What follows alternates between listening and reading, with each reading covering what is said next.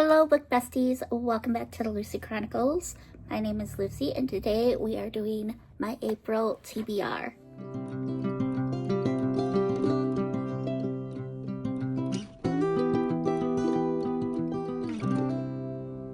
Let us go ahead and just jump right in. No jibber jabbering. Let's start with the books I'm rolling over from last month or previous months. So update on Count of Monte Cristo. The Count of Monte Cristo. I am currently on page, let's see where my bookmark is here, 927. Very excited. I'm loving it. I love the new lady that he's met and the way that everything is kind of falling into place. Still just taken away by the writing. It's beautiful. And yeah, there's a reason this is a classic, y'all. Also, carrying over Love Does. I got a few more chapters read in this. I think I'm on chapter 11, chapter 15. I'm relishing it. I'm enjoying it. Little antics in here are very cute. This is not a huge priority. If I take it a little bit into April, it's not going to be the end of the world. But carrying over the Wingfeather Saga by Andrew Peterson. Now, Steve and I are going to try very hard to finish this month. This is one of the books that I do really want to get done for middle grade March. We are currently on chapter 30. I think there are 51, is it 51 chapters? 51 chapters. So we have 22 chapters left to read and 4 days. So I think that's like 6 chapters a day that we need to read to finish. I also am going to be carrying over My Lucky Charm by Courtney Walsh. I really wanted to read this on St. Patty's Day, but there's just been a lot going on. I'm reading this on KU actually. Not been reading the physical copy, but I think I'm on like chapter 4 or 5. I'm just anticipating book 3. I don't need to be in a rush or anything. She hasn't even announced it or anything like that. So, like I said, I was just hoping to get to it in March because of St. Patty's Day. I'm hoping to get to in March, or that I'm hoping to get to in April is Fish in a Tree. I checked this out from the library. I was going to read this for middle grade March because I heard Jamie Gordy talking about it in sprints. I feel like I should read back to y'all because it just sounds so good. So, really flat. Everybody is smart in different ways, but if you judge a fish by its ability to climb a tree, it will live in its life believing it is stupid. Allie has been smart enough to fool a lot of smart people. Every time she lands in a new school, she's able to hide her inability to read by creating clever yet disruptive distractions. She's tired of being called slow and loser, but she's afraid to ask for help. After all, she thinks, how can you cure dumb? However, Allie's newest teacher sees the bright, creative kid beneath the troublemaker and helps to shine a light on her gifts. Meanwhile, Allie gets to know Tell It Like It Is Keisha and science and facts-obsessed Albert, who also break the mold. The three stand together against others who are not so kind. As the outsiders begin to fit in, surprising things begin to happen in Allie's classroom that show her there's a lot more to her and to everyone than a label, and that great minds don't always think alike. The author of the beloved One for the Murphys gives readers an emotionally charged, uplifting novel that will speak to anyone who's ever thought there was something wrong with them because they didn't fit in.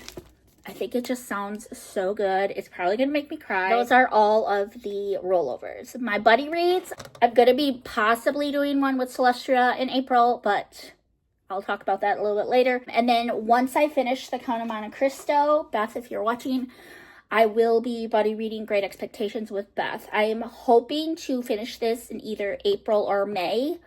It's probably going to be May, just because April's going to be kind of crazy with the readathon that I'm participating in. I'll reach out when I finish it and we can start Great Expectations. I did forget about another one that I want to carry over, or that I do want to get to in April, and that is Anne of the Island. I was supposed to read this in March if I'm going to be on track with Chantel's challenge.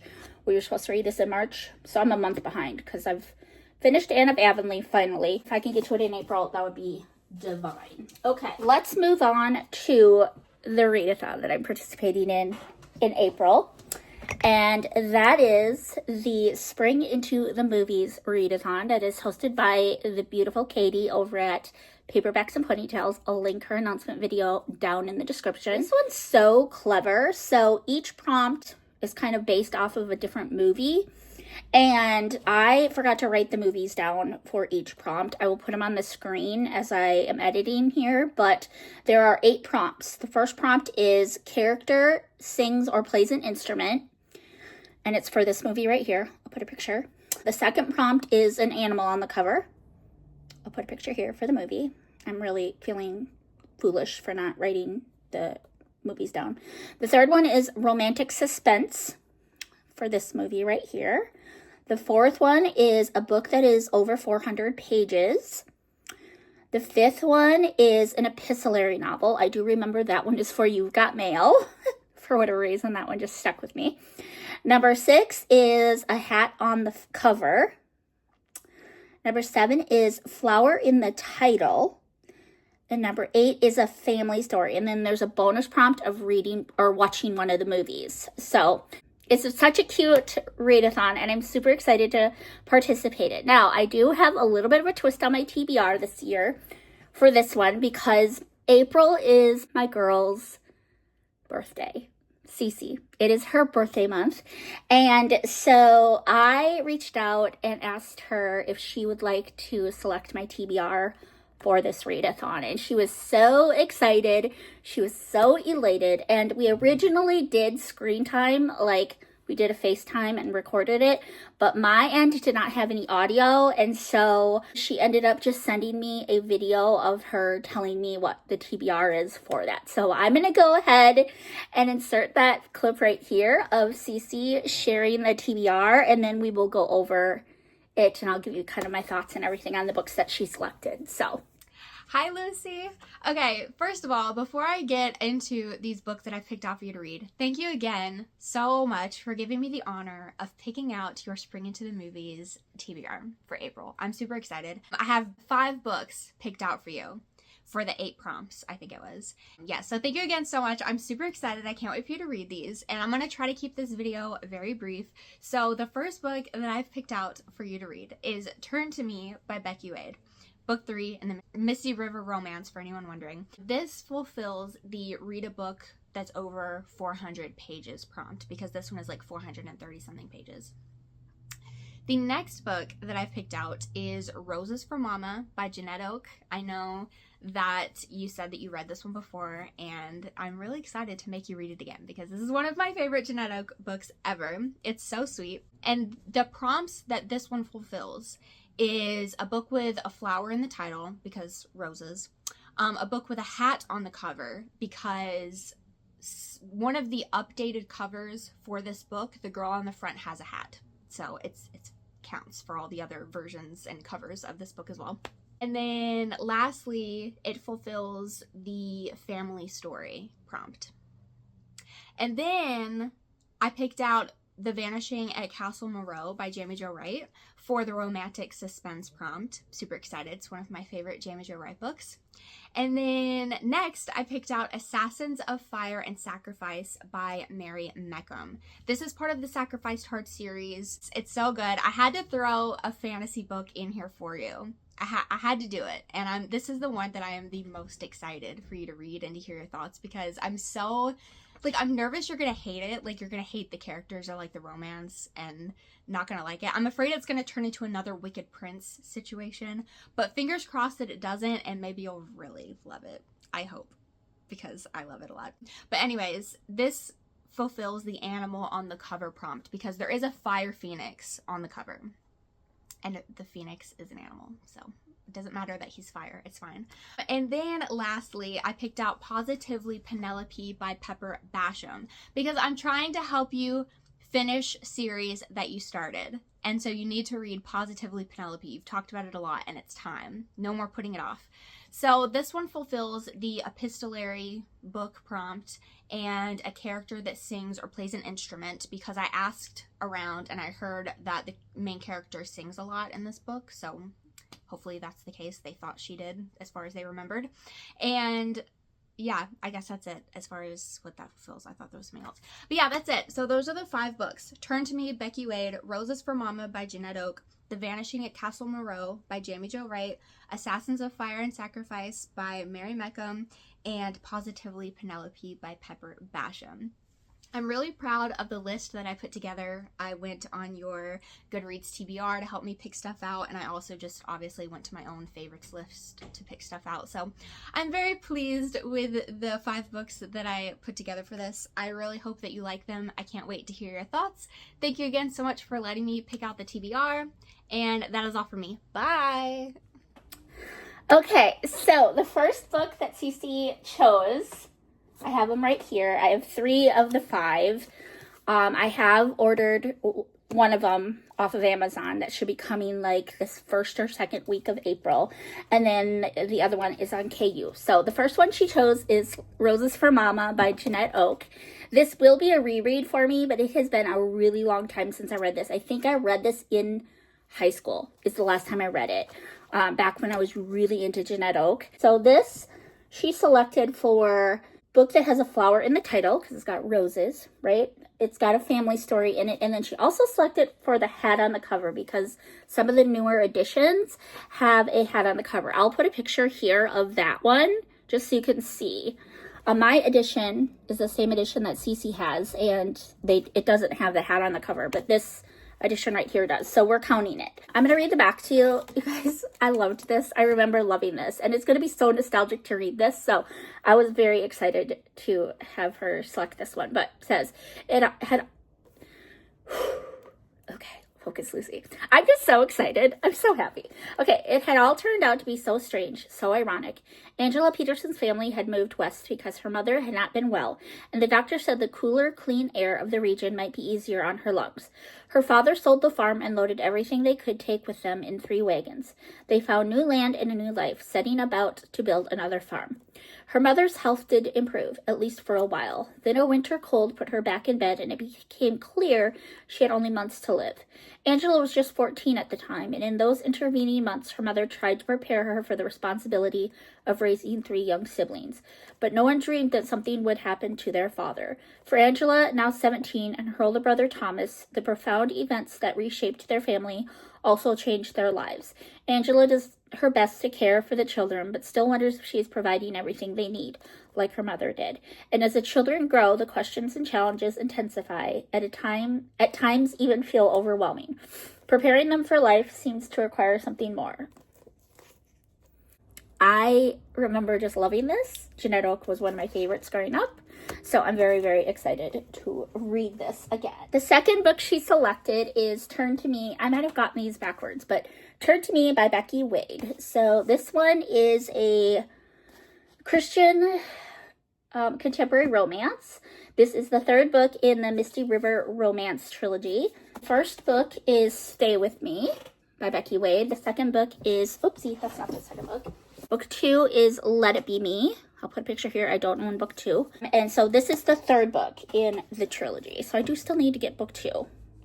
That's unfortunate. I thought I had all. So if you don't know what the Misty River romance, essentially there is a group of 5 kids who survive this earthquake. And I think they're called the Miracle 5 or the something like that. And so each book that's in this series is about one of those kids that survived the earthquake. Let's read the back of book 3, shall we? His promise will cost him far more than he imagined. Guilt has defined Luke Dempsey's life, but it was self-destructiveness that landed him in prison.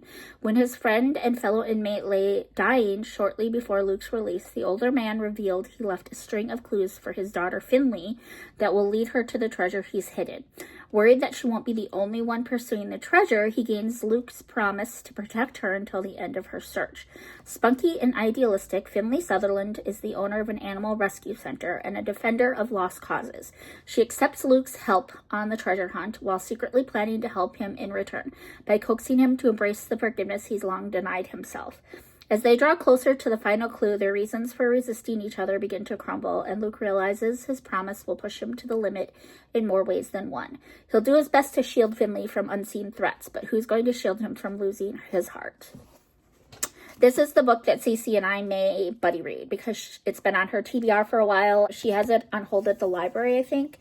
And so if she gets it in the near future, we will buddy read this in April together. But I'm excited. She selected this for prompt number 4, a book that is over 400 pages, because this is like 404 pages, which is insane and unnecessary for a contemporary romance, in my opinion. But the third book that she selected is The Vanishing at Castle Moreau by Jamie Jo Wright.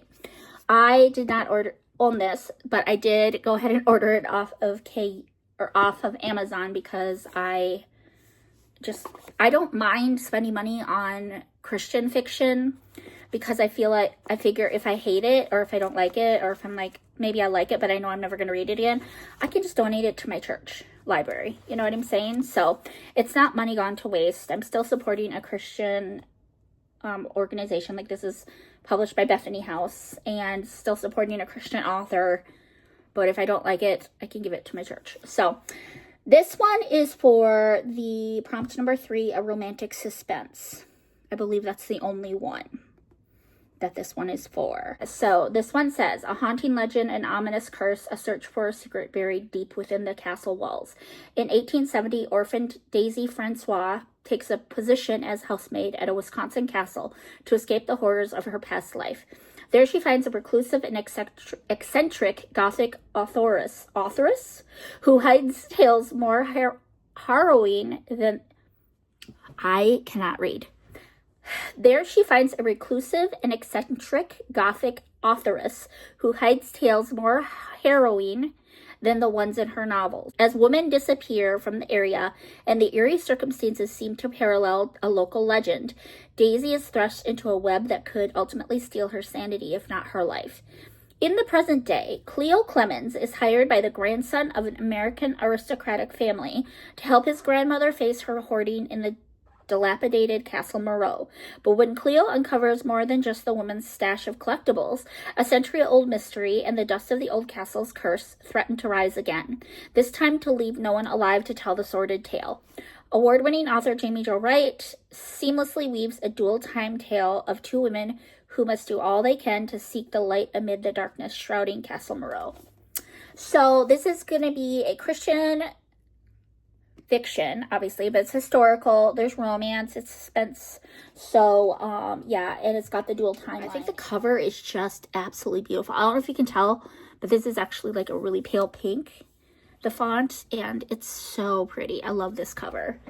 I'm very excited. She's been an author on my TBR for a while, an author I've been wanting to try. So, yeah. Then the other 2, I'm going to have to put pictures up, because one is on KU and one I ordered on Amazon, but haven't gotten it yet. So the next one that I will talk about is Positively Penelope by Pepper Basham. I will put a picture here. I actually ordered the whole trilogy. I ordered Authentically Izzy, Positively Penelope, and Loyally Luke. And they're all supposed to come at different times throughout the month. Read Authentically Izzy, I can't remember when I read it. It was towards the end of last year. I think it might have been September or October. I really honestly don't remember. Anyway, the only reason I want to read Positively Penelope is because I really, really want to read Loyally Luke, because Luke is 100% my favorite character in this world, in this book, in this series. I love Luke so, so much, and I'm so anticipating reading his story. And so, yes, Cece, you're right. It's been on my TBR far too long, and it just needs to happen. But this one is to fulfill the prompt, the epistolary novel. However, it really could fulfill number 8 as well, a family story. Oh, it is for prompt number 1 too. The character sings or plays an instrument, because I think Penelope sings quite a bit in this book. The last book that Cece selected for me is Assassin of Fire and Sacrifice by Mary Meckham. I'll put a picture here. I will be reading this on Kindle Unlimited. This one she selected for the animal on the cover because of the phoenix. And I believe that's it. I believe that's the only one that she selected it for. So I know nothing about this, and I'm honestly planning to go in blindly. I'm just gonna read it. I don't want to read the blurb. I don't want to read any description. I just want to go in blindly. I will update you, and I'm very excited. And yeah, So that concludes the TBR for the read. I don't have my TBR game ready yet. I'm thinking that it probably won't be ready, honestly, till June. I'm sorry. I know I keep like putting it off. I just want it to be exactly right before I launch it. So I'm gonna flip the camera out. We will roll, and hopefully it's less than 4. If not, you know what? It'll be okay. Okay. Let's see. By the way, people were asking me about this. This is nail polish remover. And it is not permanently damaged because this is actually contact paper. So I just have to take this contact paper off and put a new piece on. So yeah, because it's actually white. The desk is actually white. I just put the contact paper over because I can't remember why I did it. I really honestly don't remember why I did it. But anyway, let's see what we get. 3! Yes! I can work with 3.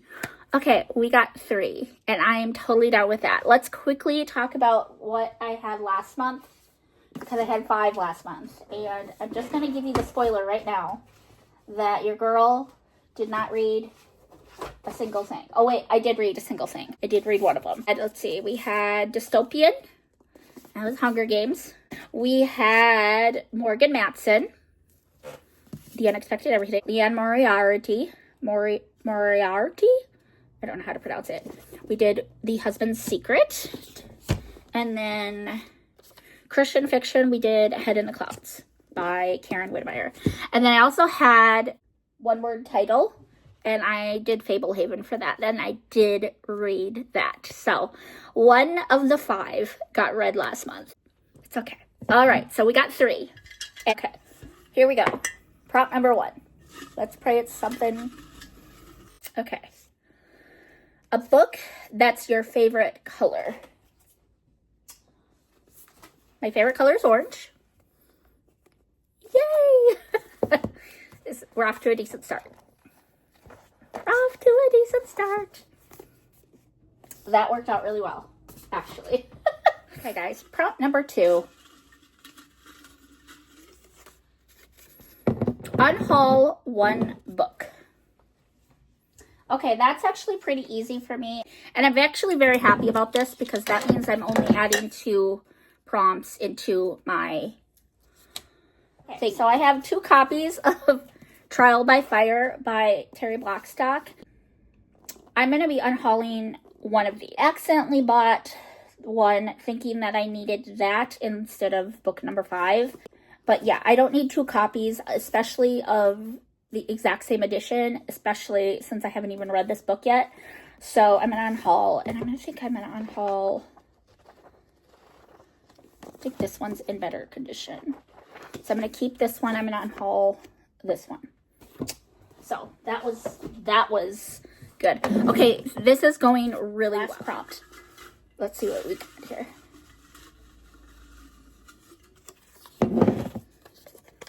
Mood read. Okay, I am going to go with. Oh, which one should I do?